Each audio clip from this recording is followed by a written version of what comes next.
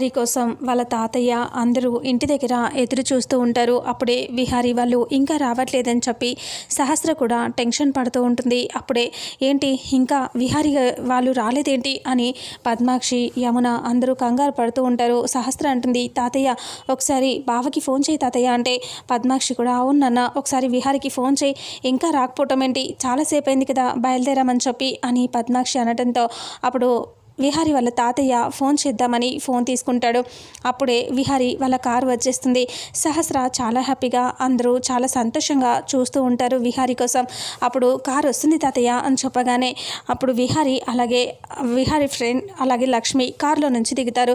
లక్ష్మిని చూడగానే సహస్రకి కోపం వచ్చేస్తూ ఉంటుంది. పద్మాక్షి కూడా సీరియస్గా చూస్తూ ఉంటుంది. లక్ష్మి ఇలా అనుకుంటుంది, ఇదేంటి కారులో నుంచి ఇలా దిగిందేంటి, అసలు దీన్ని ఎవరు రమ్మని చెప్పారు, వీళ్ళ వెనకాల రావటం ఏంటి, అవును నిన్నటి నుంచి ఇంట్లో కనిపించట్లేదు అంటే ఇది బావతో పాటు వెళ్ళిందా, అసలు ఏదైతే ఉంది దాని గురించి పట్టించుకోకూడదు, బావ గురించే నాకు ముఖ్యం అని సహస్ర అనుకుంటూ ఉంటుంది. అంతలో విహారీ అలాగే విహారీ ఫ్రెండ్ ముందుగా దగ్గరికి వచ్చేస్తారు. వాళ్ళ తాతయ్య ఇలా అంటాడు, నాన్న విహారీ అంత క్షేమమే కదా, అసలు ఏం జరిగింది, అంత దాకా ఎలా వెళ్ళింది, అసలు ఆ పోలీస్ స్టేషన్లు ఆ కేసులు ఇదంతా ఏంటి అని అనటంతో విహారీ ఆలోచిస్తూ అది తాతయ్య అని అంటూ అసలు ఏం జరిగిందంటే అని చెప్పబోతూ ఉంటే ఆ జరిగింది పక్కన పెట్టు, ఈరోజు మన కుటుంబం పరువు ప్రతిష్ట అన్నీ కాపాడావు నువ్వు, నీ వల్ల ఈరోజు అంతా మంచి జరిగింది, అయినా ఈరోజు అంత పెద్ద సమస్య నుంచి నువ్వు బయటపడ్డావంటే అది మామూలు విషయం కాదు.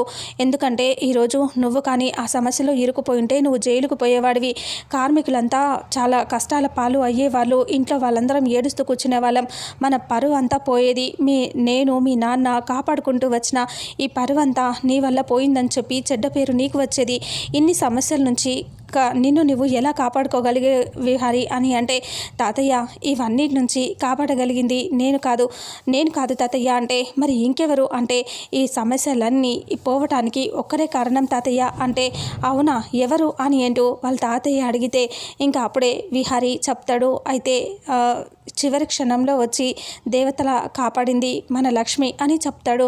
ఆ మాట వినేసరికి సహస్రకి అలాగే పద్మాక్షికి చాలా కోపం వచ్చేసి సీరియస్గా చూస్తూ ఉంటారు. లక్ష్మినా అని అంటూ వాళ్ళ తాతయ్య అంటాడు, అవును తాతయ్య లక్ష్మి వచ్చి చివరి క్షణంలో కాపాడింది తెలుసా, లక్ష్మి రాకపోయింటే ఈరోజు నా పరిస్థితి ఇంకొకలాగా ఉండేది, జైల్లో ఉండే నీ పాటికి నేను అని అంటూ విహారీ చెప్తాడు. అప్పుడే లక్ష్మి దగ్గరికి వచ్చి నిలబడుతుంది. ఇంకా ఫస్ట్ లక్ష్మి రాకముందే బావా లక్ష్మి కాపాడడం ఏంటి అని సహస్ర అంటుంది. అప్పుడు విహారీ ఫ్రెండ్ ఇలా చెప్తాడు, నేను చెప్తాను సహస్ర, మీకు అర్థమయ్యేలాగా నేను చెప్తాను అనేసి సహస్ర పక్కన వచ్చి నిలబడి విహారీ ఫ్రెండ్ ఇలా చెప్తాడు, లక్ష్మి అబ్బాబాబా మామూలు పిల్ల కాదు, చాలా గ్రేట్ పర్సన్, అసలు అంత అందమైన పిల్ల వచ్చి అంత తెలివితో అక్కడ లెక్కలు చెప్తూ ఉంటే ఎలా ఉందో తెలుసా, ఒక్కొక్కరు హద్రిపోయారు, అసలు ఇన్కమ్ ట్యాక్స్ డిపార్ట్మెంట్ వాళ్ళైతే షాక్ అయిపోయారు, లక్ష్మి చాలా బాగా తను ఎంత అందంగా ఉందో అంత అందంగా ప్రాబ్లమ్ని సాల్వ్ చేసి డీల్ చేసేసింది తెలుసా అని చెప్తూ ఉంటాడు. అయితే తను వచ్చి అక్కడ మొత్తం అన్నీ ఇలా చేసింది అనేసి ఇంకా అక్కడ లక్ష్మి ఎలా చేసిందో మొత్తం అంతా చెప్పేసరికి సహస్ర పద్మాక్షి వాళ్ళు చాలా కోపంగా చూస్తూ ఉంటారు. ఇక అప్పుడే విహారీ అలా చూస్తూ ఆలోచిస్తూ నవ్వుతూ లక్ష్మి వైపే చూస్తూ ఉంటాడు. లక్ష్మిని పొగుడుతూ విహారీ ఫ్రెండ్ చెప్తూ ఉండటంతో సహస్ర చాలా సీరియస్గా కోపంగా చూస్తూ ఉంటుంది. అప్పుడే లక్ష్మి దగ్గరికి వచ్చి నిలబడేసరికి విహారీ వాళ్ళ తాతయ్య దగ్గరికి వెళ్ళి మొహం పట్టుకొని, అమ్మ లక్ష్మి ఈరోజు నువ్వు ఎంత గొప్ప పని చేసావో తెలుసా అమ్మ, అసలు నువ్వు మా కుటుంబాన్ని కాపాడటానికే వచ్చావా అనిపిస్తుంది, ఆ రోజు నా కోడల్ని మా ఇంటి మనిషిని అలా రోడ్డులో పడిపోతే తీసుకొచ్చి కాపాడావు, ఇంటికి వచ్చాక నన్ను కాపాడావు, తర్వాత విహారిని కాపాడావు, ఆ తర్వాత ఇప్పుడు కంపెనీ నుంచి జైలుకి పోతున్న విహారీ పరువుని అన్నిటినీ నువ్వు కాపాడావు, నువ్వు చాలా గ్రేట్ అమ్మా, నువ్వు చాలా గొప్పదానివి అని లక్ష్మిని పొగిడేస్తూ ఉంటే అప్పుడే సహస్ర వాళ్ళమ్మ సీరియస్గా చూస్తూ ఉంటారు. అప్పుడు లక్ష్మిని ఇలా పొగిడేస్తూ మాట్లాడుతూ ఉండగానే నాన్న ఆపుతావా అనేసి పద్మాక్షి సీరియస్గా అంటుంది.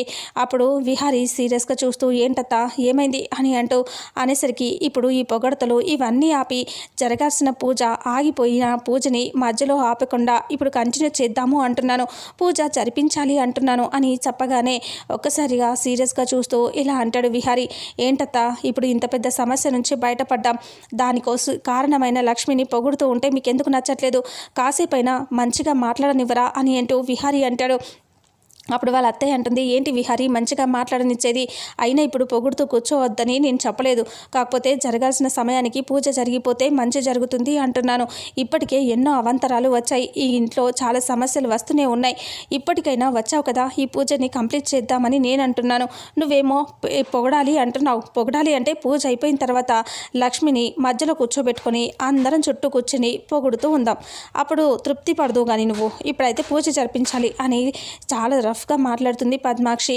ఆ మాటలు విని చాలా బాధపడతారు. ఇక ఆ తర్వాత లక్ష్మిని అలా చూస్తూ ఇక వాళ్ళ తాతయ్య అందరూ కూడా లోపలికి వెళ్ళిపోతారు. ఇంకా పూజ కోసం అన్ని ఏర్పాట్లు చేస్తూ ఉంటారు.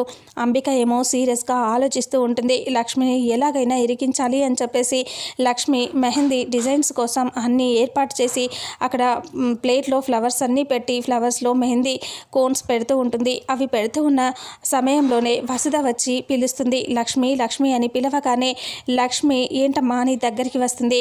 వచ్చినప్పుడు మెహందీ అదే కోన్ అన్నీ ఎక్కడ పెట్టావు, తీసుకురా, మళ్ళీ నువ్వు ఇంకా తేలేదని చెప్పి నీ మీద గొడవ చేస్తారు అని అంటే, సరే అమ్మా తీసుకొస్తాను అని చెప్పేసి లక్ష్మి అంటుంది. అలా అనేసరికి ఇక అక్కడ నుంచి లక్ష్మి వసుధతో మాట్లాడి వస్తూ ఉండేసరికి ఒక్కసారిగా అక్కడ అంబిక వచ్చేసి లక్ష్మి పెట్టిన మెహందీ మొత్తం తీసేసి తను తీసుకొచ్చిన మెహందీస్ పెడుతుంది. పెట్టి ఇలా అనుకుంటుంది లక్ష్మి, ఇప్పుడు నువ్వు ఈ మెహందీస్ సహస్ర వాళ్ళు పెట్టుకున్నాక వాళ్ళకి జరిగే ఘోరం చూసి వాళ్ళు నిన్ను తరిమేస్తారు అని నవ్వుకుంటూ ఉంటుంది. అది చూసి చారుకేశవ అక్కడికి వచ్చి, అబ్బాబ్బాబ్బా ఏం ప్లాన్ అంబిక, నీ ప్లాన్ అంటే ప్లానే అని అనేసరికి, అబ్బబ్బా పోయి వీడి కంట్లోనే పడ్డానా నేను అని అంబిక తిట్టుకుంటూ ఉంటుంది.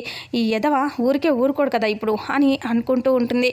అప్పుడు ఇలా అంటాడు చారుకేశవ, ఏంటి ఏం చేసావు ఇప్పుడు నువ్వు అని అంటే, నేనేం చేశాను అని అనేసరికి, నువ్వేం చేసావో మొత్తం చూశాను అంబిక, నీ ప్లాన్లు మాత్రం వేరే లెవెల్, నువ్వు ఎప్పుడు ఏదో ఒకటి చేస్తూనే ఉంటావు అని అనేసరికి ఇక అప్పుడే అంబిక అలా చూస్తూ ఉంటుంది. ఇక వెంటనే సీరియస్గా ఏదో తిట్టేసి అక్కడ నుంచి నా జోలికి రావద్దు, నేను చేసే వాటికి మధ్యలో వస్తే బాగుండదు అని చెప్పి వెళ్ళిపోతుంది. ఇంకా సహస్ర అందరూ కూడా మెహందీ పెట్టించుకోవటం కోసం బయట ఉంటారు. ఇంకా లక్ష్మి అక్కడ నిలబడి ఉంటుంది. పండు వచ్చి లక్ష్మి పక్కన నిలబడతాడు. ఇక విహారి మెహందీ తీసి సహస్రకి పెట్టడానికి అంతా సిద్ధమైపోతాడు. ఇంకా సహస్రకి మెహందీ పక్కనే ఉన్న పండు ఇలా అంటాడు, లక్ష్మమ్మ ఒకసారి విహారి బాబు గారు నీకే ఆ మెహందీ పెట్టినట్టుగా నువ్వే సహస్రమ్మ ప్లేస్లో ఉంటే ఎలా ఉంటుంది అని అంటూ, చాలా సంతోషంగా ఉంటుంది కదా అని అంటూ పండు చెప్తూ ఉండగానే ఒక్కసారిగా ఆ మాట విని ఆలోచిస్తూ లక్ష్మి ఊహించుకుంటుంది. ఇక విహారి అలా కూర్చుంటే లక్ష్మి విహారి పక్కనే కూర్చుని విహారి చెయ్యి తీసుకుని లక్ష్మికి మెహందీ పెడుతూ ఉంటాడు. ప్రేమగా చూసుకుంటూ ఉంటారు ఇద్దరు. ఆ ఊహని అలా నవ్వుకుంటూ ఉంటుంది లక్ష్మి. హ్యాపీగా ఫీల్ అవుతూ మళ్ళీ వెంటనే బాధపడుతూ, నాకు అదృష్టం లేదులే పండు అని అంటూ చెప్పేసరికి, అదేంటి లక్ష్మమ్మ అలా మాట్లాడతావు, ఆ అదృష్టం నీదే అని అంటే, ఊరుకో పండు, నాకు అంత లేదు అని చెప్పాను కదా, నువ్వు మధ్యలో మళ్ళీ అన్నీ ఇబ్బంది పెట్టి మాట్లాడొద్దు అని అంటూ ఇలా బాధపడుతుంది లక్ష్మి. ఇక అప్పుడే సహస్ర చేతికి మెహందీ పెడతాడు విహారి. విహారి సహస్ర చేతికి మెహందీ పెడుతూ ఉంటే అందరూ అలా చూస్తూ ఉంటారు. ఇక అలా మెహందీ పెట్టిన తర్వాత ఇంకా పద్మాక్షిది కూడా వాళ్ళ ఆయన చేత పెట్టించుకోమని వాళ్ళ అమ్మ చెప్తుంది.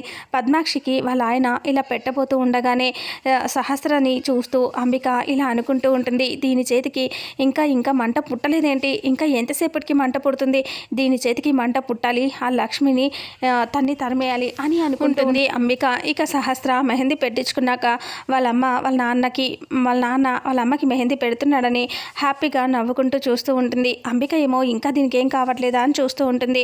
ఒక్కసారిగా సహస్ర గట్టిగా అరిచేస్తూ లేస్తూ ఇలా గెంతులు వేస్తూ ఉంటుంది. మంట మంట అని అరుస్తూ ఉంటుంది.